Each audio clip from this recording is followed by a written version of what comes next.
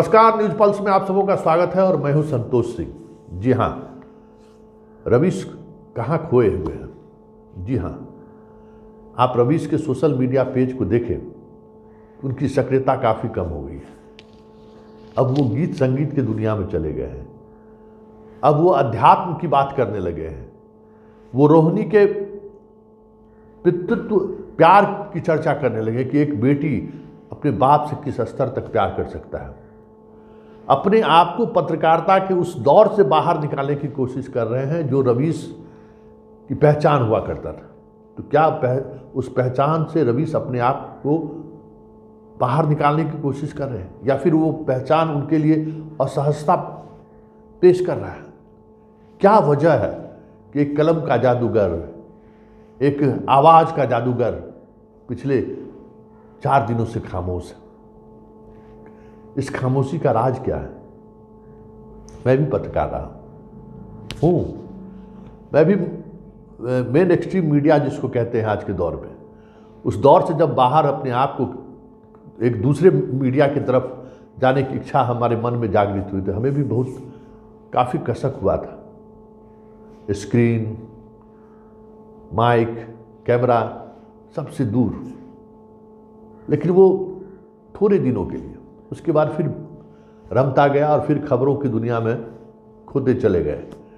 तो रवीश अभी अपने आप को वो ढाल नहीं पा रहे कि वो करे तो क्या करे, कैसे करे, क्योंकि जिस ट्रॉमा से, अब ट्रॉमा हम कह सकते हैं कि प्राइम टाइम उनके लिए ट्रॉमा था। सुबह 6 बजे से लेके जब तक प्राइम टाइम का शूट नहीं होता था, तब तक वो लगातार उस विषय पर पढ़ते रहते थे, एक से एक मटेरियल कलेक्ट करते रहते थे। ऐसा नहीं है कि सीधे आए और कैमरे के सामने में रीटेक और शुरू हो गए, कि फिल्म की कोई डायलॉग लगी हुई है, उसको डायरेक्टर ने बना के दे दिया है, स्क्रिप्ट राइटर ने लिख के दे दिया और वो पढ़ते हुए चले गए। ऐसा नहीं था। वो खुद लिखते थे, खुद पढ़ते थे। तो वो जो एक स्ट्रेस था, जिसको लोग कहते थे कि अरे ये रवीश तो मोदी के खिलाफ दिन भर बड़बड़ाता रहता है। कभी किसी शो में आप रवीश को बड़बड़ाते हुए नहीं देखे होंगे। वो एक अध्ययन के आधार पर अपनी बातों को रखते थे और पूरे अध्ययन के लिए दर्जनों किताब हर रोजाना पढ़ते थे, दोनों रेफरेंस के रूप में। जितने उससे जुड़ी हुई आर्टिकल रहते उसको पढ़ते थे। तो वो जो एक तनाव था, उस तनाव से बाहर निकलने के बाद स्वाभाविक तौर पर महसूस कर सकते, मैं भी महसूस किया हूँ कि रवीश अभी किस दुनिया में होंगे, और फिर इस दुनिया में वापस लौटना बड़ी मुश्किल हो जाता है। तो रवीश जहाँ खोए हुए हैं, वो व्यक्ति का एक विराम है फिर से एनर्जी को वापस लाने के लिए। तो इंतज़ार कीजिए, रवीश की वापसी होगी, उसी अंदाज में वापसी होगी। थोड़ा वक्त इंतज़ार कीजिए, क्योंकि रवीश पत्रकार है, संपादक नहीं है। रवीश रिपोर्टर है जो हमेशा खबरों में डूबा रहने वाला है।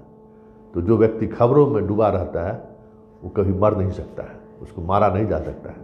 वो एक तरह का पैशन है, एक तरह की शरीर के अंदर में एक तरीके की अजीब तरह से घर्षण पैदा करती है।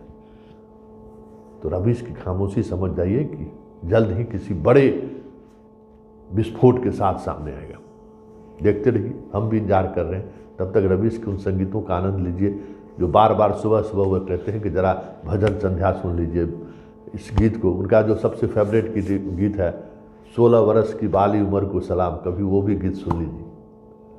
हैं, हाय रे ये मजबूरी, नौकरी बहुत ज़रूरी, क्या क्या गीत वो आजकल सुनते हैं। चलिए, उम्मीद है रवीश की वापसी होगी और धमाकेदार वापसी होगी।